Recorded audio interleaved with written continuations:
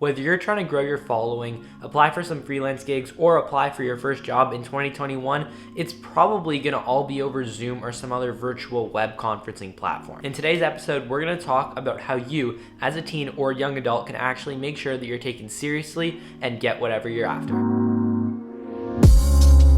Number one is to always show up on time. No matter whether it's in person or online, you're always going to want to be there nice and promptly early. If it's a Zoom meeting, make sure you're in the waiting room about 5 minutes before the meeting's supposed to start, or if it's in person, be at the office or wherever you're meeting your person at a coffee shop about 10 minutes early. This first impression is going to be really important, and you really don't want to show your potential client or employer that you're not responsible and can't do the simple task of showing up on time. So it's always better to be early than late.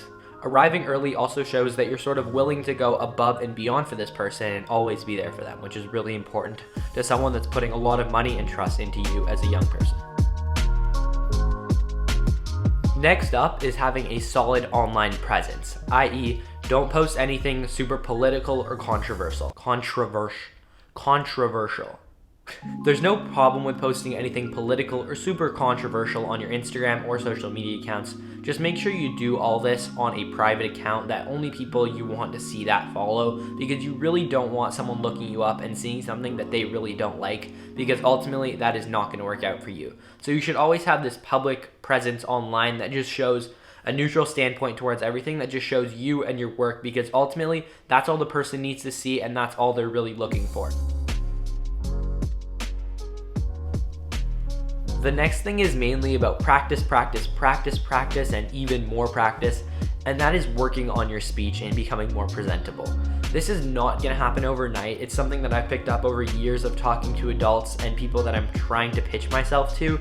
So this will definitely come over time to you as you work on your presenting skills and developing them, but just be aware that none of these next tips about your speech are going to happen overnight. They're going to take some time. There are so many different parts that go into making you sound better when you talk, and the first thing is going to be cutting out all your ums and ahs. You really don't want words like aw, like. You want to sort of get to the point and make sure everything you're saying does have a real purpose. My biggest word I used to use all the time was like. I would say like in the most random spots, and it would just sort of throw me off and make me sound ultimately more like a teenager, which is not what you want to do in this situation. That's fine all the time when you're talking to your friends or in a casual conversation, but here you're trying to be professional, you're trying to pitch, you're trying to be in an interview and look presentable, so you want to make sure that everything you're saying has a purpose and you're cutting out all the unnecessary words. Something I used to do all the time, and I'm still working on it, is cutting people off. So they would be talking about their idea and then I would jump in and start talking, but what I've really been working towards is letting them talk first, me wait, and then talk second, instead of like merging it all together. It really helps because, first of all, they feel more appreciated when you're listening to them talk about their full idea, but also, it's going to help you understand what they want, and then you can fully respond to that instead of responding to half while cutting them off. It just doesn't make sense, so why wouldn't you let them finish? Another thing that I've been working on is really talking slow, because as you can see, even that last part, when I'm passionate about something, I just start talking about it and I ramble on and go really fast. So what you really need to do is work on sort of pacing your conversations like a marathon. It's not a sprint, it's a marathon, unless you're doing an elevator pitch to someone. But pretty much what you just want to do is relax. There's no rush.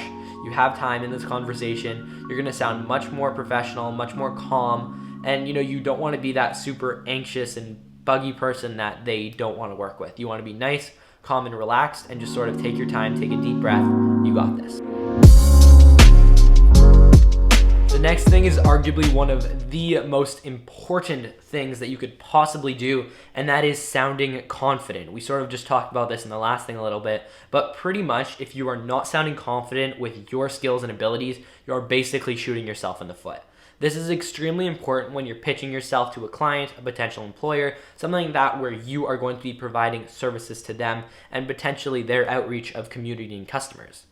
You need to sound confident in yourself and what you're capable of doing. Something really important that a lot of people don't understand is you should try and say, maybe I can, or maybe I can do this, as little as possible. You need to give them a straight yes or no answer, like 95% of the time if you are able to, just because if you aren't sounding confident in knowing your skills and abilities, how can they put trust into you to handle this project for them? Your overall goal with this meeting is to build trust with your potential client, your potential employer, whoever this may be. You really want to establish a trust connection so that they know they can trust you. And if you don't sound confident in what you're saying, no one's going to trust you. I'm not going to trust you. They're not going to trust you. No one is going to trust you. So make sure you own everything you say and you are extremely confident with it.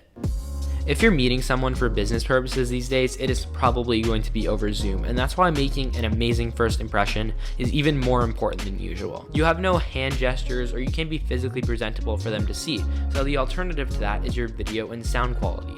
If your sound is sounding like this, let's be honest, no one is going to take you seriously. They're all just going to laugh at you and think you're a joke. That's why it is super important to invest in something like this external microphone from Fi-Fi. Sitting right in front of me here is the K683 studio microphone from Fi-Fi. It plugs in via USB, and let's be honest, I'm recording on it right now. It sounds incredible. Like, you can't say this does not sound way better than the microphone in your computer does. I am required to say that Fi-Fi did send me this as a review model, but it just sounds incredible, and everything I'm about to say is completely true from my experience of trying it over the last few weeks. It sits on your table with this small included tripod. It comes with this great included pop filter to reduce your pfs and t, like your P's and T's, and it overall just helps you sound a lot more presentable and professional to whoever you're on your meeting with.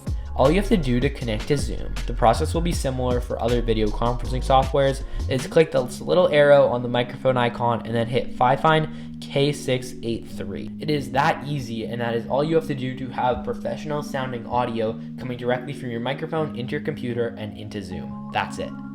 As I said earlier, it also includes this really nice pop filter, which is a bonus. Most mics like this do not include it. You have to buy it separately, and it will just make your audio sound a lot better and take it to the whole next level. I also appreciate that you're able to plug this in via USB-C or regular USB, because I'm always having to use a dongle or adapter to connect regular USB to my MacBook Pro, so that is a super big lifesaver and alone makes this mic extremely awesome for my use. If you are interested by what you see and want to pick up this microphone, go down below, click the link to Amazon, and it will take you directly there, and you can check this out and pick it up to take your sound quality to the next level. One more final thought that I want to close out with is you guys are awesome for period watching this video and showing that you care towards developing yourself as a person. So make sure you just remember that, and that you are confident with yourself, because you are honestly so ahead. If you're under 20 years old and trying to, do business deals, you're doing pretty well, I gotta say. So make sure that you go. None of these will, just fall into your hands. You need to take time, practice them. Maybe just talk to your parents. In every conversation with your parents, try cutting out the ums, ahs, likes, just so that when you do go and present yourself, you're ready to go. So just remember that I really believe in you guys, and I know you can really do some amazing things. So thank you so much for watching. Make sure to subscribe if you do like this kind of video.